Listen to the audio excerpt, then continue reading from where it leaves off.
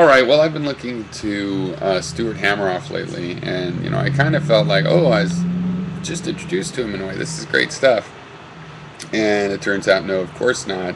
YouTube serves a good purpose, among others, for this kind of thing.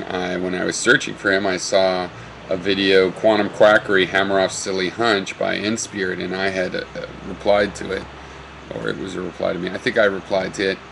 So I find that kind of interesting, proof that I had been exposed to it. You have to be exposed to things a couple times before they click. So this is the kind of video with text over, and I don't really like that kind of video because the text can be good, and in this case it is, and that's why I'm going to reply to it, because it gets the points out well. Though from a critic's point of view.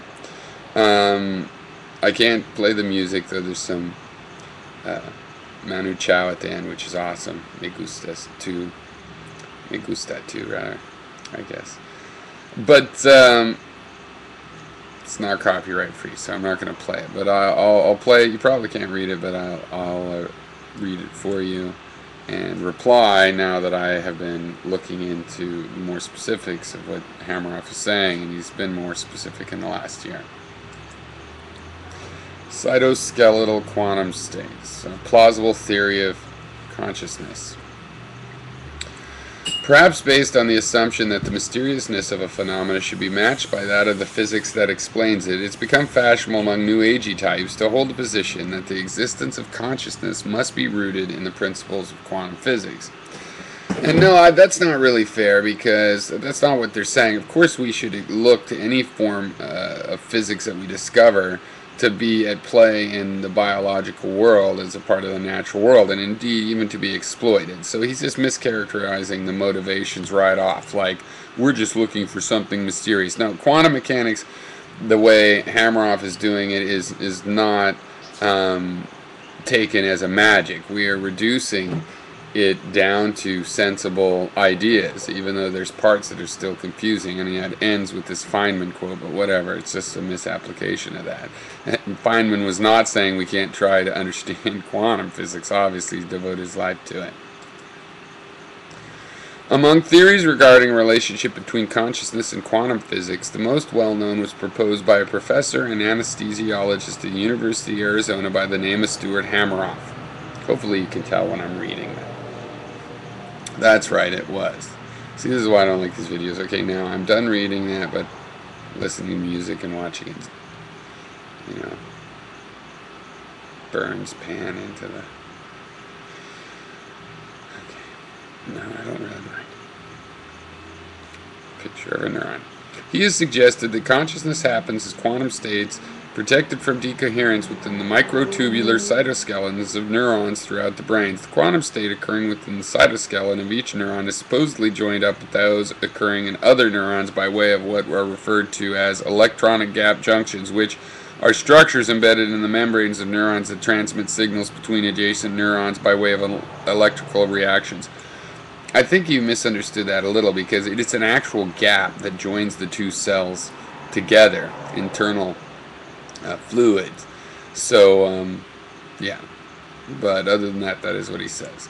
He's further suggested that for consciousness to occur, a singular quantum state must be distributed throughout multiple neurons. It's funny, you go later about the single cause thing, but multiple neurons. To support his claim, he cites the fact that certain anesthetics are thought to cause one to lose consciousness by way of the disruptive effects on the functioning of electronic gap junctions. See, yes, he has, and also because the axons and nerves otherwise are firing normally, so it seems like this is the part. Also because the chemicals that work as anesthetics affect this area and go into these hydrophobic areas and have an effect on the gap junction, stopping their functioning.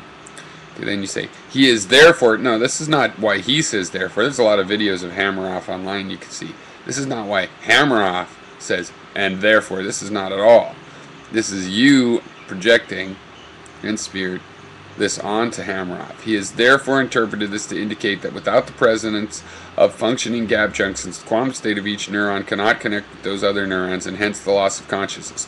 No, see, he has much better things. One, people reporting conscious experiences, this is correlated when their brains are being on EEG with gamma brain waves, okay, high frequency brain waves. This stuff is related to, this is the same speed that these microtubules fire, and they seem to be doing quantum effects because they fire in a synchronized manner, when if it was classical it would be in a sequential manner.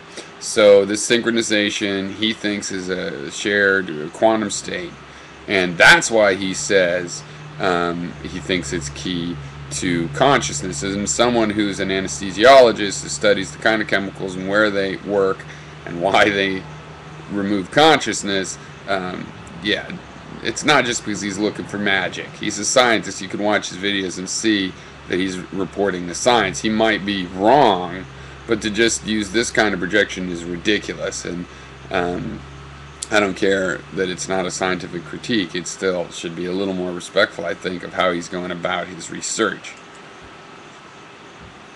Okay, now this is my fault because I paused it, so maybe I should just pause and I'll talk in the huge gaps.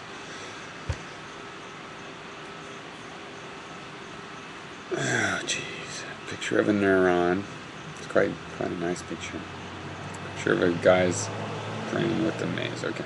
But a loss of consciousness resulting from the cessation of gap junction functioning is not sufficient to indicate that consciousness occurs in the gap junction. A loss of consciousness also results from a cessation of cardiovascular functioning, but to presume that this indicates that consciousness happens in the cardiovascular system is blatantly silly. Well, your argument is blatantly silly. He's not saying that. There's closer correlates. There's the brain frequency and other issues, and he's looking inside nerves to see how nerves work. He's not talking about the cardiovascular system. What if we were asking, how does blood pump?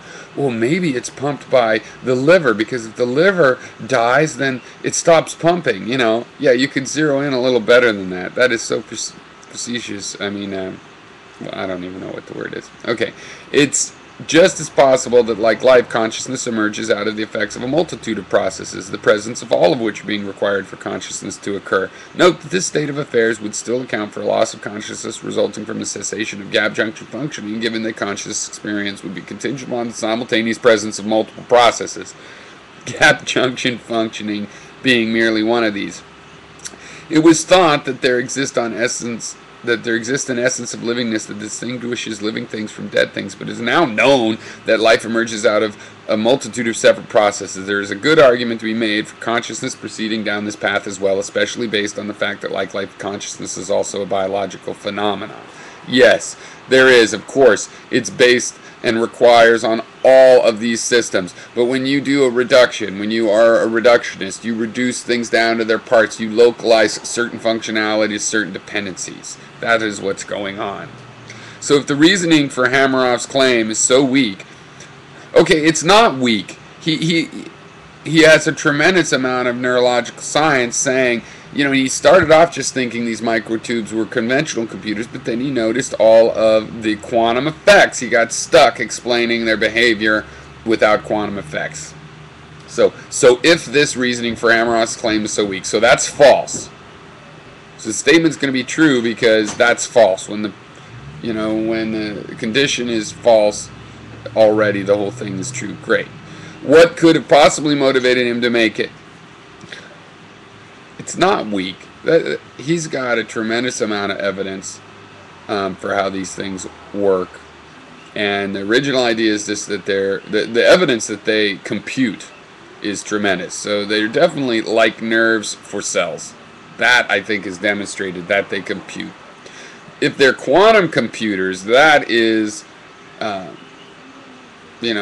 controversial. But he makes a very good numeric and scientific claim to that effect that absolutely can be falsified with evidence. And you just go, oh, well, since it's so weak, we'll have to think of what motivated him. yeah, what motivated him is finding out how neurons actually work instead of making a bunch of kind of half-assed assumptions. Okay, I don't mean to be rude, but to answer this question, it's important to note that despite its wide diversity of forms, consciousness nonetheless feels as if it is a unitary thing. Okay, here he goes on about how it's since it's thought to be a unitary thing, maybe that's why he doesn't think it's a unitary thing. He thinks consciousness is distributed, like you said, on multiple neurons. He's not seeking out a unitary thing. And he's not saying that quantum mechanics is the only thing involved, either unitarian in that sense. But he's saying that this is where the primary aspect of the phenomena arises. This is what makes it arise. There's all kinds of other things. Like he talked about, well, if this stuff's true, then the Big Bang might have been conscious. It had enough mass and decoherence. Some people say that it was in a superposition state prior to the decoherence, and that maybe it had a conscious moment. But he points out, but it wouldn't have had any input. It wouldn't have had anything to be conscious about, really, of significance. It wouldn't have perceived. So there's a lot of other things that have to do with our consciousness, you know.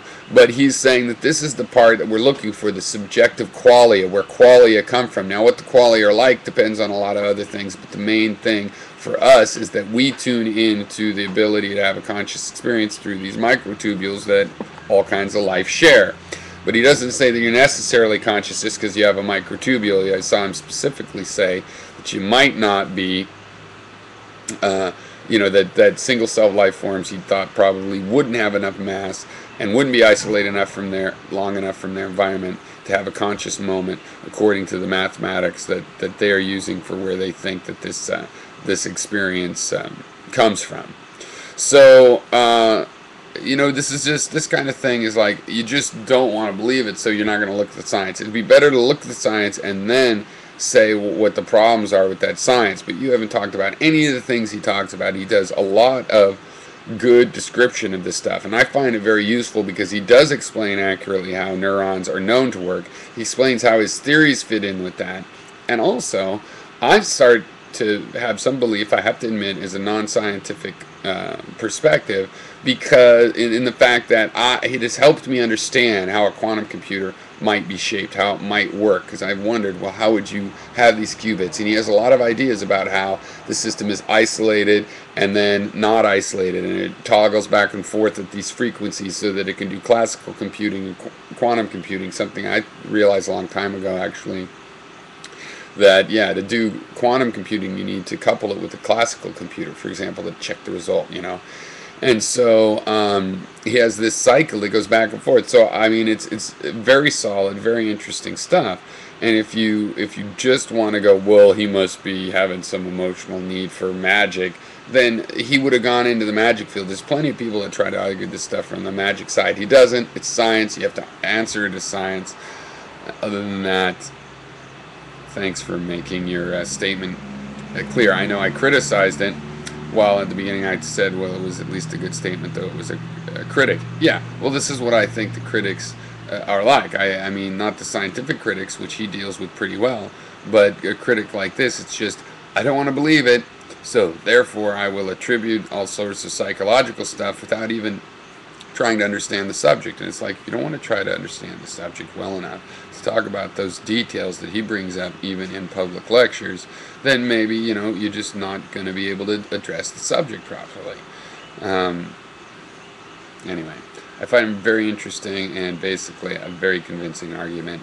I wouldn't say I believe it, but I would say that provisionally I think it's a very good theory. And I kind of am on board for that. This is the most promising investigation into this sort of thing that I know of. And with that, I will bid you adieu.